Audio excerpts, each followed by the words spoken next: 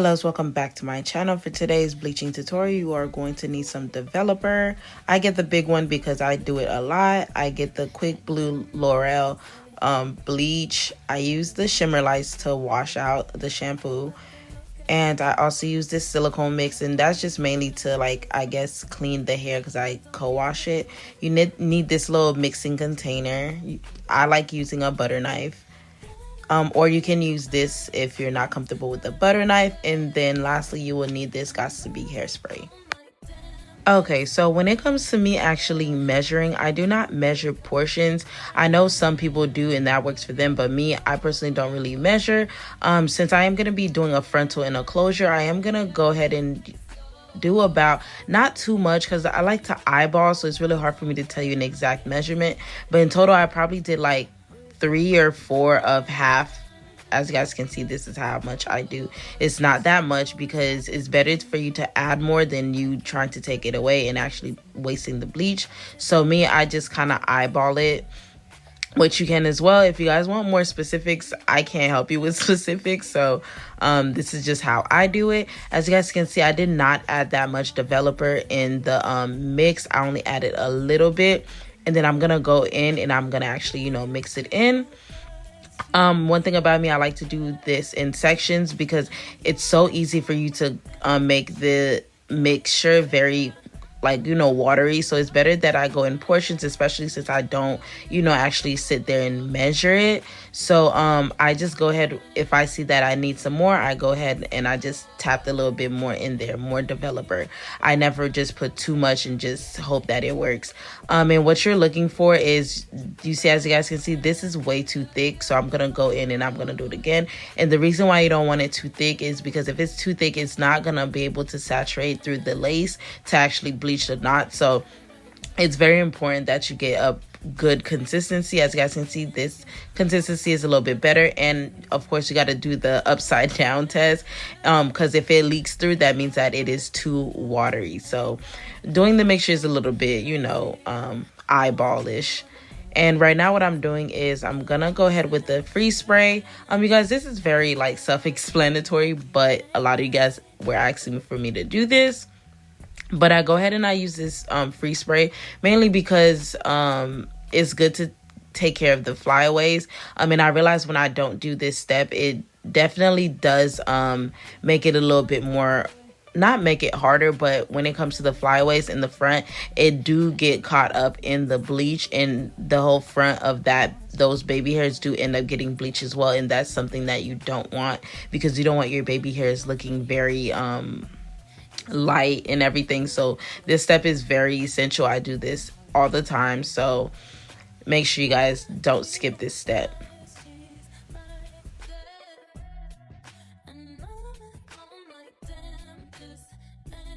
Okay, so when it gets to the actual bleaching part, I did let this the mixture sit for about 5 minutes. I personally like letting it sit for a little bit because it gives this consistency, it makes it a little bit more spreadable, and it makes the texture feel a little bit more, I don't know how to explain the texture, but I would highly suggest you guys try it out.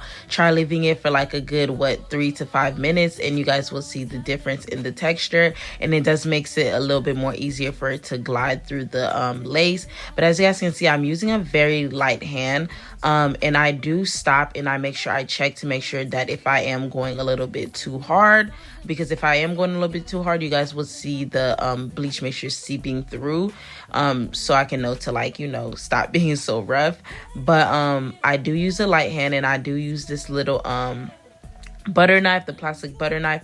I personally don't like the other one, the regular one that has the little brush heads in it, because I always find out that no matter how light-handed I go, it just always seep through the lace too much. So I just think I have a little bit more control with the butter knife, so that's what I use.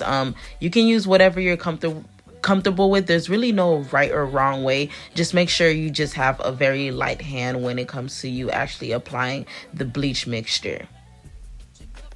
Now, I would like to add, sometimes I do kind of purposely do a very heavy hand on it, and that I mainly do that when the knots are ridiculously big. We all know that you know, we still going through this pandemic, and honestly I don't think we're gonna go back to regular knots. So these knots are pretty big, and I ended up seeing that when I do use a light hand on really big knots, I end up trying to redo the I have to at least do this step at least 3 times, and you guys, that is very time consuming.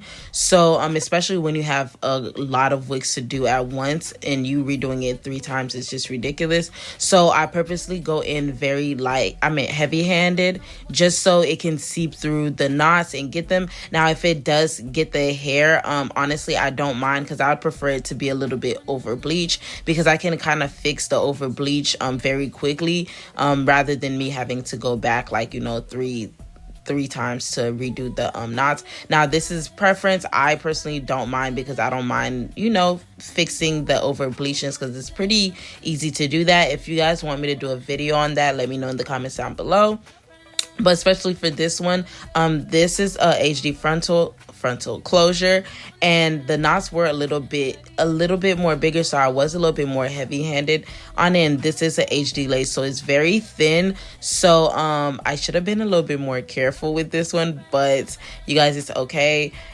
At the end of the day, you guys know, just this is not permanent. This is something that you can fix. Never think that you can't fix things that are over bleach, so it's fine. So right now I'm just showing you guys how it looks like. As you guys can see, the bleach did seep through. Like I told you guys, these knots were pretty big, so I did kind of was a little bit heavy-handed with that one. So you definitely can see that the bleach did seep through a little bit, but nothing crazy. I'm going to show you guys the end result of that curly hair, just to show you guys how it still looks good after I go ahead and, you know, fix it up and pluck it and everything. And as you guys can see, this one is perfect, and this is how it looks like when it's dry. Now it might look a tad bit orangey, but brassy, but honestly you guys, all these I've tried a lot of bleaches and they still just always end up being very brassy. So let me know if you have something to fix that in the comments down below. I know there's this other thing that I can use to help fix the brassiness, but for right now, I know how to fix it in a sense to still make it look good, so it's nothing too crazy. But if you do know a product that helps with that besides the shimmer lights, let me know that product name. That would be super helpful. Leave that in the comments down below. But as you guys can see, this one actually bleached very perfectly, and even with the big knots, you're still able to, you know, still make it look somewhat scalp like in a sense, and you get most of the knots and everything, so that's perfect. But that's kind of like the steps that I take to actually bleaching my wigs. There's really no secret way to do it. You just got to do it. If you mess up, you just got to keep going back. And I wanted to show you guys a product of the curly wig, like I told you. As you guys can see, I am gonna go in a little bit closer to show you guys that it did, even though I kind of over bleached it, it still looks very natural because the knots were pretty big. But if you guys enjoyed this video, please make sure you like, comment, subscribe, and I'll see you guys in the next one. Bye. But you know how you think about it. Then I realize she's